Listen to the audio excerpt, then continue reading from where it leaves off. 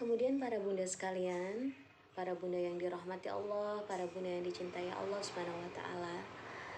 Di dalam masa kehamilan banyak hal yang harus kita lakukan dan banyak hal yang tidak boleh kita lupakan.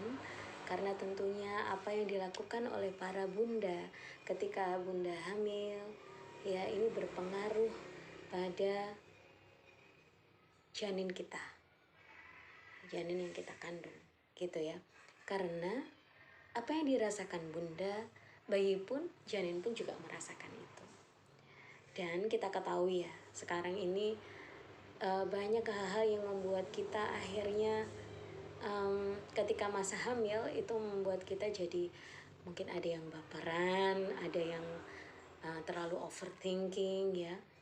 Dan banyak hal yang mungkin bisa kita jadikan alasan adalah ini karena hormonal gitu ya, hormonal. Dan memang para bunda yang sedang hamil akan jauh lebih sensitif ya.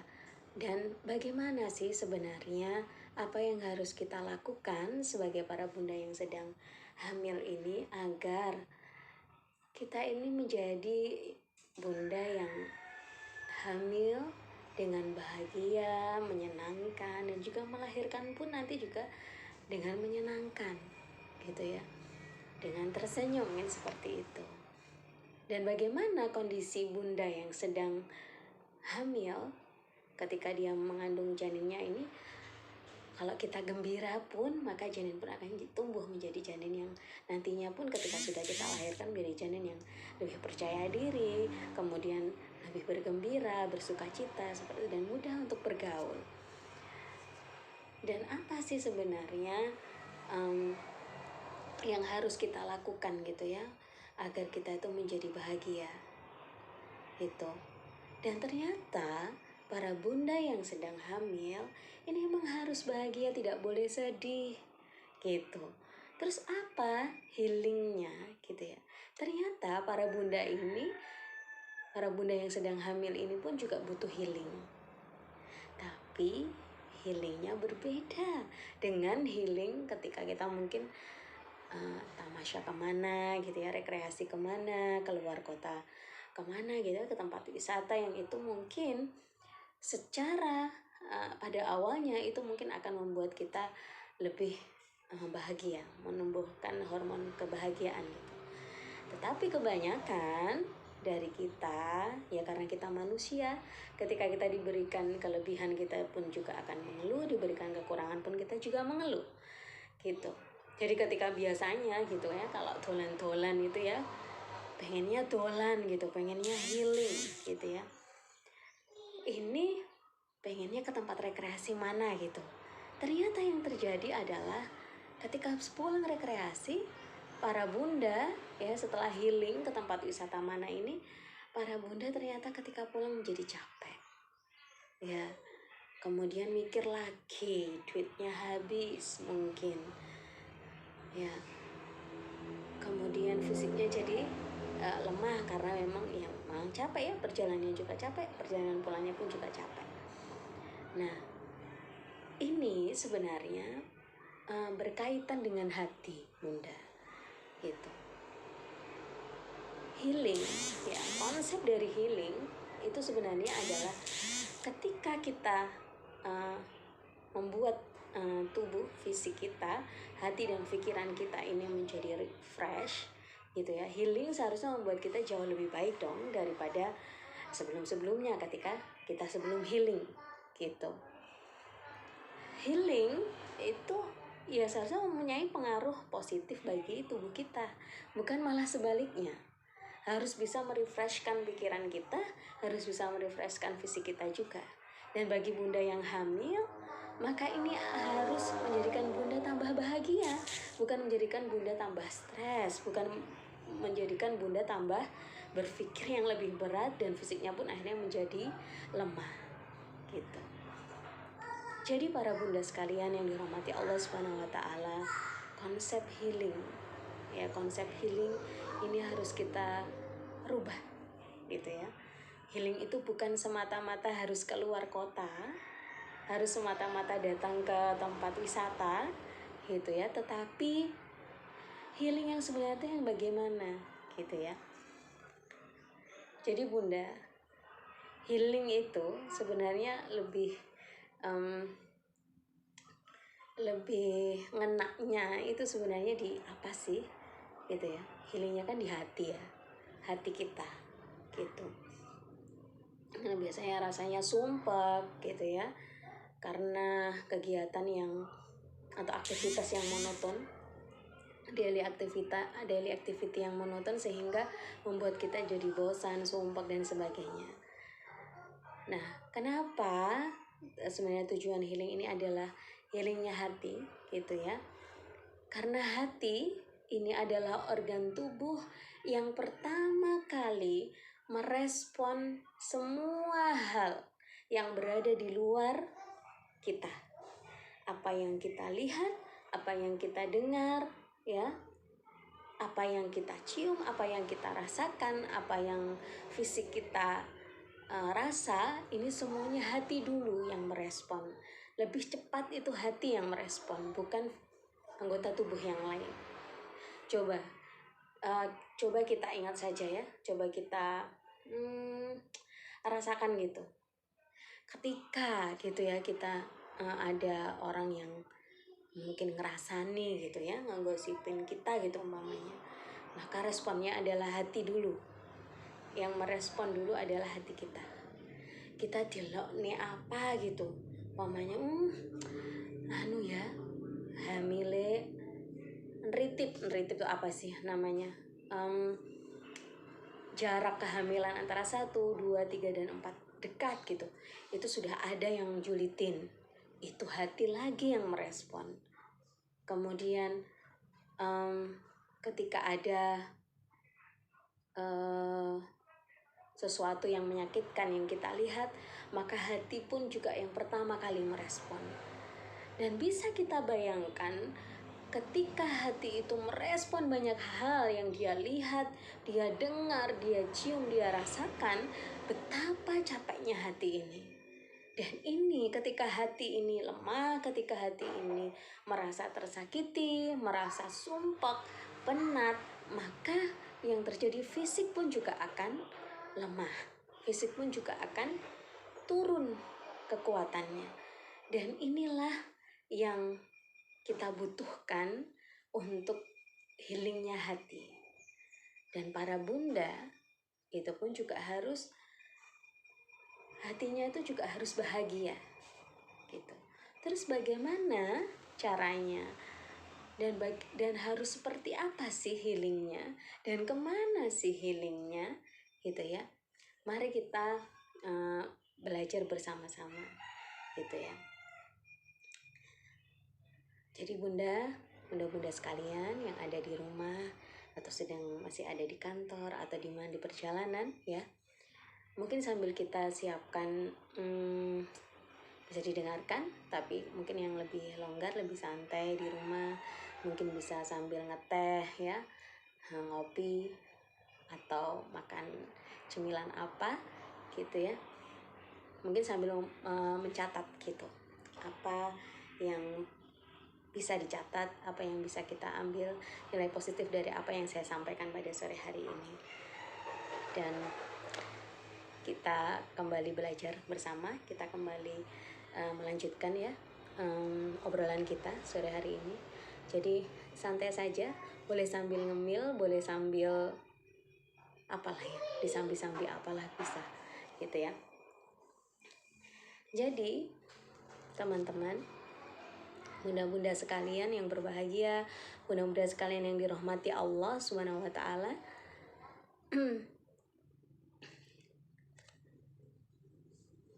Kalau kita sudah memahami bahwasanya organ tubuh kita yang paling pertama merespon dari apa yang kita lihat, kita dengar, kita cium, kita rasakan adalah hati, maka kita juga bisa membayangkan betapa letihnya hati itu.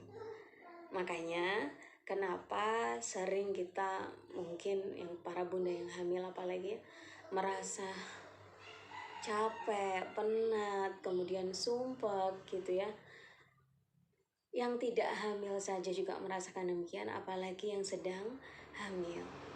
Dan memang para bunda yang sedang hamil ini tidak boleh tidak bahagia. Bahkan peristiwa Maryam alaihissalam itu pun juga sampai Allah ya mengirimkan malaikat Jibril untuk menghibur Maryam alaihissalam di masa-masa kehamilannya yang diusir dari daerahnya sampai menuju ke pegunungan, perbukitan yang sepi sendiri gitu. Dan kita bisa membayangkan itu, maka Allah pun berarti juga menyuruh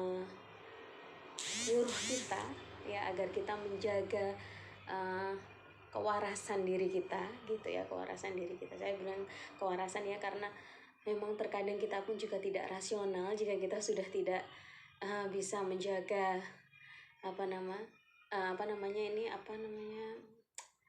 kalau kita sudah penat itu kita jadi tidak rasional jadinya ya perempuan itu. Makanya Allah pun juga menyuruh kita untuk bahagia gitu. Dan kalau kita sudah paham konsepnya bahwasanya konsep healing yang sebenarnya adalah healingnya hati ya, maka dan kita bisa membayangkan bagaimana capeknya hati kita merespon semua yang kita lihat, kita dengar, kita cium, kita rasakan, maka kita akan akan memahami apa yang harusnya kita lakukan ya. Jadi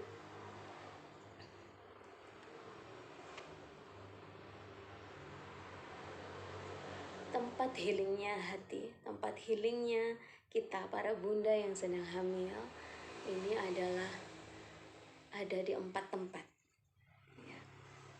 Dan dimana kalau kita sudah berada di 4 tempat ini, maka jelas kita sudah bisa menghealing hati kita sudah bisa mengistirahatkan hati kita. Itu. Di manakah 4 tempat ini ya? 4 tempat ini bukan tempat wisata gitu ya. 4 tempat ini adalah yang pertama, tempat mengistirahatkan hati adalah majelis ilmu. Nah, salah satunya adalah apa yang sudah diberikan oleh Kriya Mazaya pada sore hari ini adalah majelis ilmu ya secara online pada sore hari ini adalah juga tempat healingnya hati gitu. Kenapa kok healing gitu ya? Kenapa healingnya kok di majelis ilmu? Kenapa kok tidak di tempat wisata gitu? Karena kita akan membahas hal-hal yang berada di luar apa yang biasanya kita respon, apa yang biasanya hati kita respon. Ya, dalam majelis ilmu ini yang kita bahas berbeda dari apa yang biasanya kita lakukan, apa yang biasanya kita dengar ya di dalam keseharian kita. Dan majelis ilmu ini ya teman-teman sekalian, kalau kita itu duduk di sebuah majelis ilmu, maka pikiran kita itu tidak akan berpikir macam-macam. Kalau kita sudah datang ke majelis ilmu, baik itu online atau offline, kita tidak akan berpikir macam-macam. Kita akan fokus pada kajiannya. Walaupun mungkin di sebagian pikiran atau hati kita sedang berpikir kemana gitu. Tetapi kita akan lebih fokus untuk melihat, mendengarkan, mencatat, mungkin seperti itu. Kita pun juga tidak akan berpikir macam-macam, tidak akan berpikir seronok ya, tidak akan berpikir mesum ya kan? Kita pun juga akan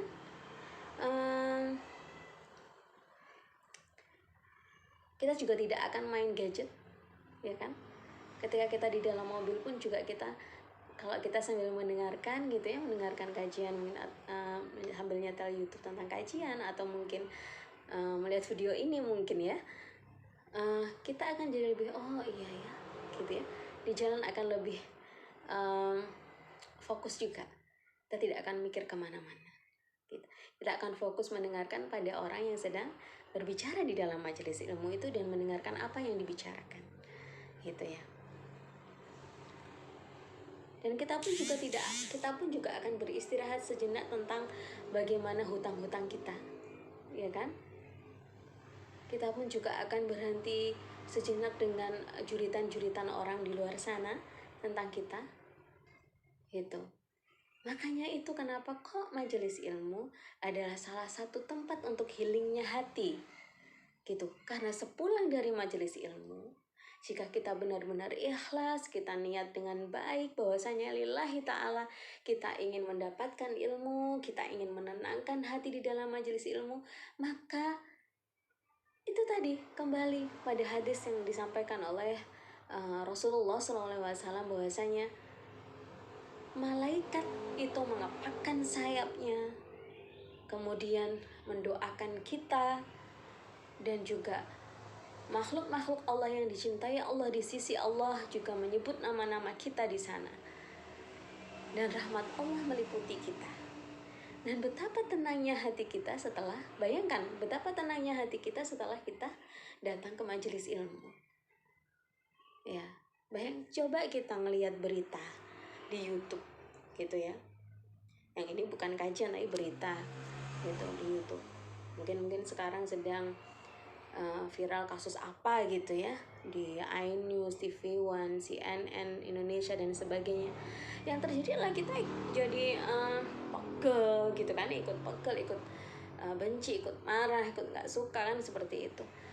Tapi kalau kita mendengarkan atau melihat kajian ilmu, datang ke sebuah majelis ilmu, maka yang terjadi sepulangnya kita setelah mendengarkan apa yang disampaikan di dalam majelis itu, apa yang sedang dibahas di dalam majelis ilmu itu, maka yang terjadi adalah kita pun juga akan lebih tenang, lebih bahagia. Jangan bisa rasakan gitu nanti, gitu. Makanya kenapa majelis ilmu adalah salah satu tempat, ya, dan nomor pertama di mana tempat untuk mengistirahatkan hati atau healingnya hati yang pertama adalah majelis ilmu. Bahkan mungkin bisa dibilang juga bahwasanya hotel bintang 5-nya hati adalah majelis ilmu, gitu.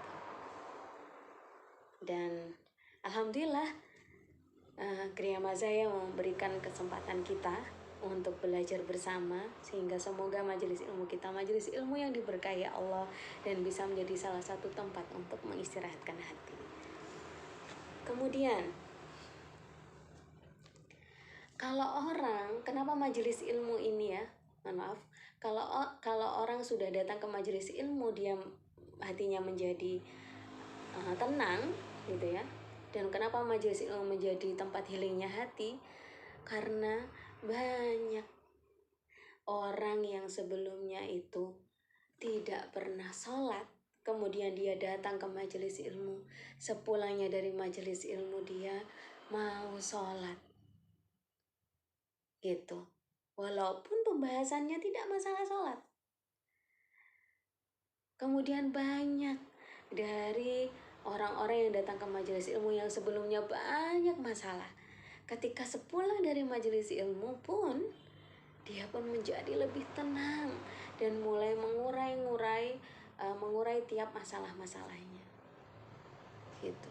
Dan banyak yang sepulang dari majelis ilmu, dia biasanya tidak mudah untuk meneteskan air mata ketika berdoa kepada Allah, maka banyak setelah datang ke majelis ilmu dia jadi lebih lembut hatinya dan lebih cepat untuk menangis mohon maaf pada Allah dengan luar biasa daripada hari-hari yang sebelumnya ketika dia belum pernah datang ke majelis ilmu. Jadi para bunda yang dirahmati Allah, para bunda yang dicintai oleh Allah Subhanahu wa taala, karena orang yang datang ke majelis ilmu itu ya banyak mendengarkan pesan-pesan yang disampaikan oleh Allah, pesan-pesan yang disampaikan oleh Rasulullah SAW. Dan bagaimana orang yang datang ke kajian ya dengan niat yang baik untuk menuntut ilmu, maka pasti kualitasnya pun juga berbeda dengan orang-orang yang tidak pernah datang ke majelis ilmu. Gitu. Ya. Kalau kita datang ke majelis ilmu pun, ya, itu pun juga suasananya, atmosfernya itu pun juga berbeda.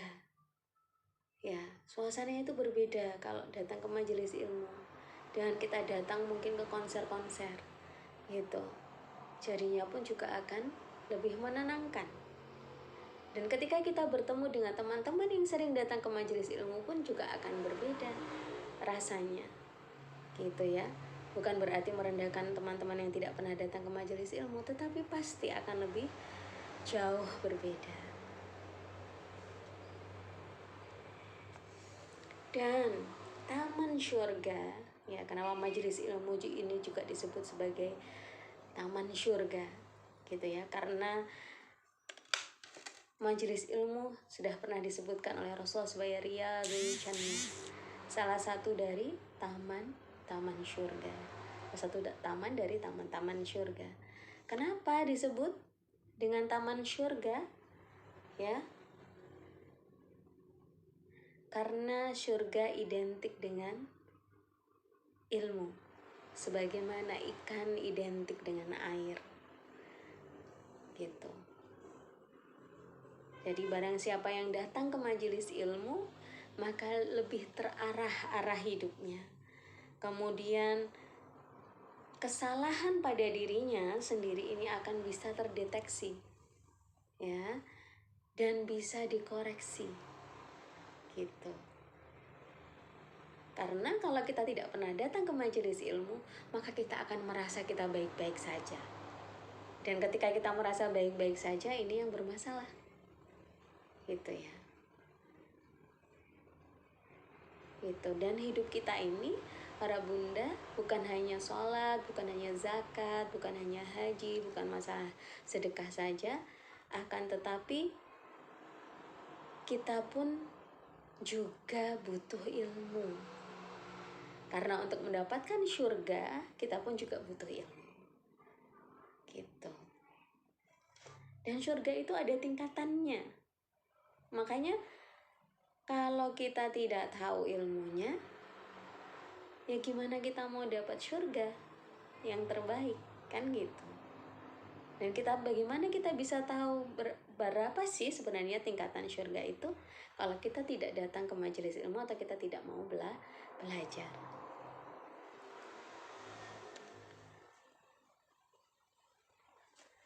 Dan obat dari istirahatnya hati adalah majelis ilmu.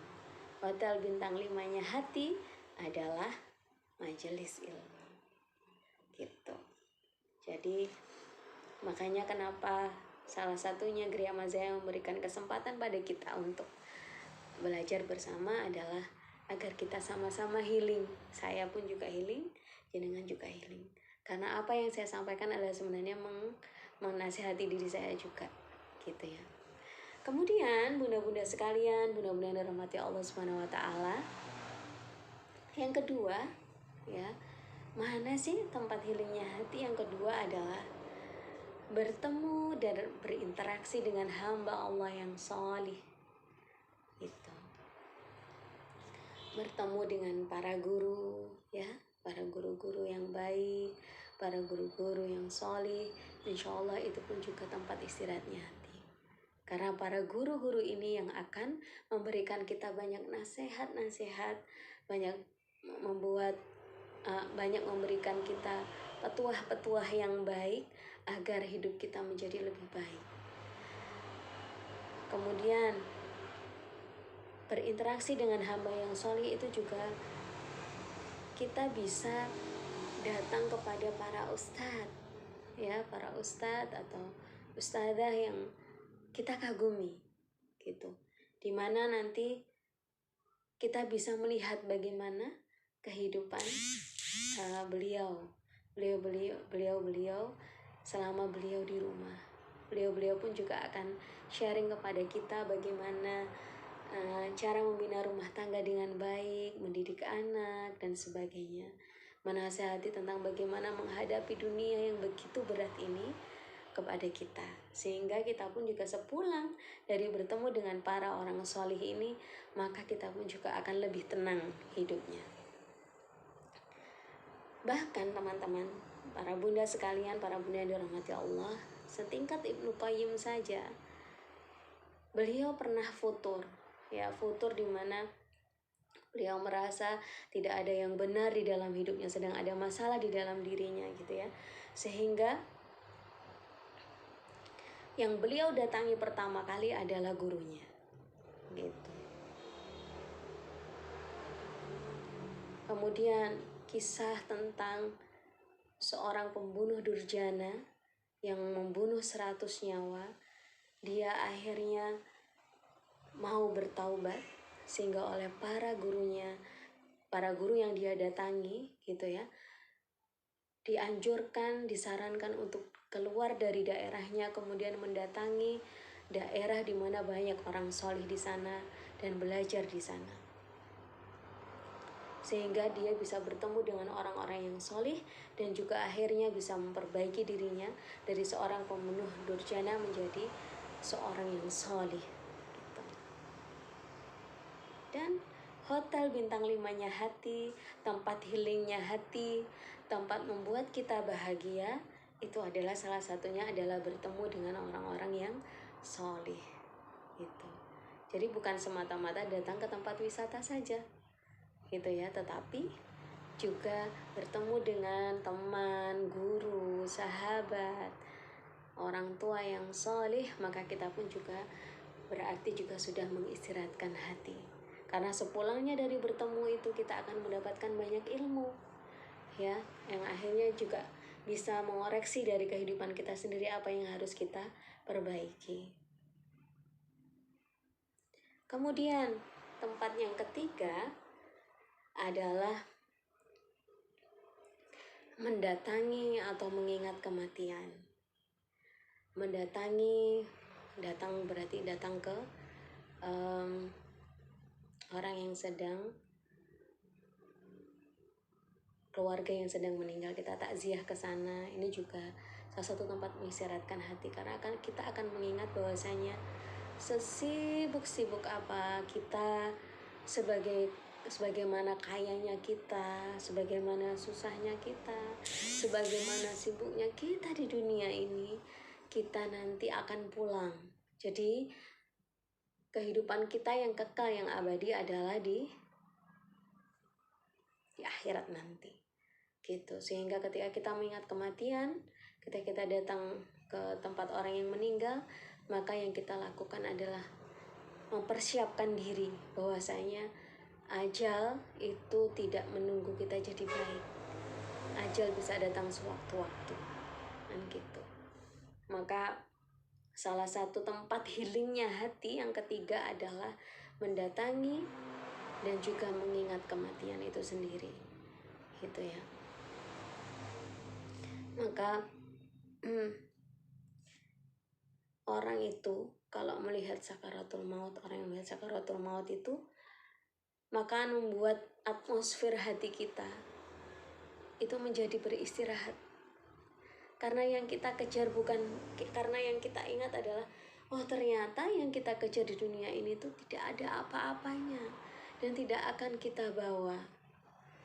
Dan ketika kita melihat orang yang sedang meninggal, kita melihat beliau dikafani, di kafan itu tidak ada kantongnya gitu ya. Berarti maka di dunia ini apa yang kita dapatkan di dunia ini tidak dibawa ke kuburan, nggak dibawa mati. Harta yang bisa dibawa mati adalah harta yang kita amalkan jariah, yang kita sedekahkan, yang kita infakkan, itulah yang bisa kita bawa mati gitu. Pernah kita lihat kain kafan yang ada kantongnya? Nggak ada kan gitu. Makanya kalau kita melihat orang sedang dikafani itu, kita jadi istirahat hati kita. Oh, dunia ini nggak ada apa-apanya ternyata dibanding ibadah-ibadah, amal-amal perbuatan yang seharusnya kita banyak tingkatkan gitu. Jadi inilah kenapa salah satu dari tempat healingnya hati bagi kita itu adalah mengingat dan mengingat kematian, juga mendatangi tempat di mana ketika orang sedang mengalami berduka cita gitu ya. Kita takziah itu pun juga salah satu tempat mengistirahatkan hati, tempat healingnya hati. Dan Hasan Al-Basri itu ketika dia merasa futur hatinya itu, imannya lagi turun gitu ya, diajak ke arah yang baik itu susah, ibadahnya jadi menurun, maka beliau selalu datang untuk melihat ketika ada tetangganya itu sedang mengalami sakaratul maut, dia datang. Dan dengan melihat sakaratul maut itu dia menjadi ada ketakutan di dalam hatinya, dan keimanannya jadi naik, dan dia meyakini bahwasanya oh ya, ternyata kehidupanku tidak ada apa-apanya dibandingkan sakitnya sakaratul maut ini. Jadi makanya sekali lagi, salah satu tempat untuk mengistirahatkan hati adalah mendatangi orang yang sedang meninggal, dan juga mengingat sakaratul maut, mengingat kematian itu sendiri ya. Kemudian tempat mengistirahatkan hati yang keempat adalah bersama selalu dengan Al-Quran gitu. Bagaimana maksudnya?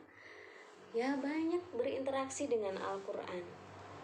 Dan kita para bunda mungkin yang sudah mungkin memeriksakan di Kriya Mazaya, mungkin ya ada mutabaah di sana, di mana ada maksurat ya, ada zikir pagi dan petang, ada tilawah minimal 1 juz per hari. Ini pun juga adalah ikhtiar bahwasanya pendidikan Al-Quran dari dalam kandungan itu sangat penting. Ketika ada dokter dari Malaysia yang melakukan penelitian ya, ketika bayi atau janin itu dibacakan Al-Quran, maka posisi di dalam kandungan ini menjadi berubah gitu ya. Dia seperti bersujud, dia menjadi bersujud di dalam rahim gitu. Dan ini yang mengatakan dokter gitu. Dan yang kedua, ketika janin dibacakan Al-Quran, dibacakan ayat-ayat Al-Quran oleh ayah atau bundanya sendiri, atau mungkin diperdengarkan ya melalui speaker Al-Quran itu ya, itu yang terjadi adalah merangsang kecerdasan dari janin itu. Janin akan lebih cerdas gitu ya nantinya. Dan hatinya pun juga akan lebih lembut dan akan lebih mudah untuk diingatkan nanti ketika dia sudah besar, insya Allah, dan juga akan mudah berinteraksi dengan Al-Quran.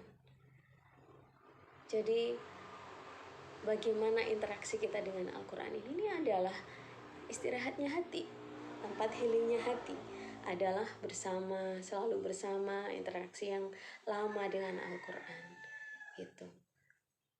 Jadi coba kita rutinkan untuk tilawah 1 hari 1 juz, minimal 1 hari 1 juz seperti yang ada di mutabaahnya Kriya Mazaya. Jadi minimal tilawah 1 hari 1 juz. Insya Allah ini adalah healingnya hati, tempat healingnya hati yang luar biasa. Kita akan jauh dari kecemasan ya, para bunda yang sedang hamil akan jauh dari kecemasan, jauh dari overthinking ya, gak mudah baperan insya Allah. Dan janin pun akan menjadi janin yang sehat, yang cerdas insya Allah, dan juga bahagia gitu. Saya pernah mendengar ketika pas di mobil gitu ya, saya sambil mendengarkan ceramahnya Ustaz Adi Hidayat gitu, bagaimana pengaruh Al-Quran yang dibacakan oleh beliau dan istrinya ketika putra-putrinya masih di dalam kandungan gitu ya. Ternyata ketika sudah lahir itu interaksi dengan Al-Qurannya lebih mudah, dinasihati jadi lebih mudah juga. Kemudian ketika sudah dilahirkan, ketika masih bayi itu sudah sangat lembut hatinya, peka hatinya. Padahal mungkin secara logikanya tidak tahu arti dari bacaan Al-Qur'annya. Karena pernah salah satu putra dari Ustadzah di Hidayat ini yang menangis ketika dibacakan, diputarkan murotal di surat itu gitu ya. Surat apa tidak beliau sebutkan, tapi menangis terus, tidak henti-hentinya. Ketika Ustadzah di Hidayat pulang dari berdakwah, kemudian istrinya bercerita, "Buya, kenapa ini kok si adik nggak mau berhenti menangis gitu?" Dan coba, kata Ustadzah Hidayat, coba suratnya diganti ke surat Ar-Rahman gitu. Dan ketika diganti dengan bacaan Quran, tilawah Quran surat Ar-Rahman, bayi ini berhenti, ya, putranya ini berhenti menangis. Ketika sudah selesai dibacakan Ar-Rahman, coba diulangi lagi ke surat yang sebelumnya gitu, dan menangis lagi. Kemudian dibacakan lagi diputarkan lagi yang Quran surat Ar-Rahman. Ternyata bayinya juga diam lagi, tidak menangis lagi. Ternyata para bunda semuanya, ayat-ayat yang sebelumnya diputarkan, diperdengarkan kepada putranya ini adalah ayat-ayat tentang neraka. Sehingga bayinya menangis terus. Subhanallah, ternyata bayi yang sering diputarkan ayat Al-Quran ini pun juga sudah peka, bahkan tahu isi dari Al-Quran yang diperdengarkan padanya gitu ya. Walaupun dia tidak bisa berbicara, hanya bisa menangis. Masya Allah, subhanallah, ini luar biasa. Makanya Al-Quran adalah mukjizat karena banyak sekali keajaiban-keajaiban yang bisa diberikan olehnya, ya, yang Allah berikan melalui Al-Quran ini gitu. Jadi anak-anak yang mudah untuk menghafal Al-Quran ini pun juga adalah salah satu hasil dari peran ibu dan peran ayah, peran orang tua ketika putra-putri kita ini masih di dalam rahim ibu gitu ya. Bagaimana anak kita nanti itu adalah bagaimana ketika kita di dalam kehamilan kita gitu. Makanya kenapa sore hari ini sangat penting sekali untuk membahas bagaimana healingnya hati sebenarnya para bunda yang sedang hamil dan para bunda yang tidak hamil juga, yang sedang menyusui pun ya, karena ini perlu dibahas karena biar tidak ada yang namanya lagi baby blues. Karena sebenarnya kalau kita beriman kepada Allah, ya, kita beriman kepada Allah itu bukan hanya sholat, bukan hanya tilawah, zakat, haji, infak, sedekah, bukan hanya itu. Tetapi beriman kepada Allah adalah juga bertauhid kepada Allah, bahwasanya segala sesuatu yang terjadi di dunia ini semuanya adalah atas kehendak Allah Subhanahu wa taala. Jadi teman-teman dan para bunda sekalian sudah tidak akan menyalahkan diri sendiri, tidak akan menyalahkan kondisi, ya, karena semuanya yang terjadi di dunia ini adalah semuanya atas kehendak Allah Subhanahu wa taala. Dan mungkin ini ada di luar pembahasannya, tetapi mungkin insya Allah nanti kita bahas di lain kesempatan. Jadi ketika bunda sedang mengandung di usia 0 sampai 4 bulan, memang ada 4 doa yang harus selalu diucapkan sebelum ruh ini ditiupkan ke janin kita gitu. Yang pertama adalah berdoa ditetapkan rizkinya, rizki yang halal, jauh dari yang haram. Kemudian didoakan ajalnya adalah ajal, mautnya adalah maut yang husnul khotimah. Kemudian yang ketiga adalah ditetapkan amal perbuatannya, ya. Jadi amal perbuatan yang baik. itu menjadi amal-amal yang sholih, kemudian berdoa agar diberikan ketetapan kebahagiaan gitu ya. Jadi dia di 0-4 bulan kan Allah memang sudah meniupkan ruh, kemudian sudah ditetapkan rizki, ajal, kemudian dia sengsara atau bahagia ya, kemudian amalnya termasuk amal yang soleh atau tidak gitu ya. Makanya ini yang kita doakan, kita selalu berdoa pada Allah di usia 0-4 bulan adalah 4 ini gitu ya, agar anak kita diberikan qadar dan juga takdir yang baik gitu. Apa sih gitu ya qadar itu? Qadar adalah ketetapan Allah yang sudah ditetapkan oleh Allah tanpa campur tangan makhluknya dan tidak terpengaruh oleh ikhtiar dari makhluknya atau manusia ini. Kemudian takdir adalah ketetapan Allah yang dikukuhkan ya berdasar atas ikhtiar makhluknya gitu ya. Jadi dua doa yang pertama adalah ajal dan rizki, ini sudah merupakan qadarnya Allah ya, yang tidak bisa dipengaruhi oleh ikhtiar makhluk. Kita berdoa sebagaimanapun ya ini sudah ditetapkan. Itu rizki kita pun juga sudah ditakar di sini, kita jungkir balik seperti apapun ya sudah dikasih oleh Allah, sudah ditakar oleh Allah.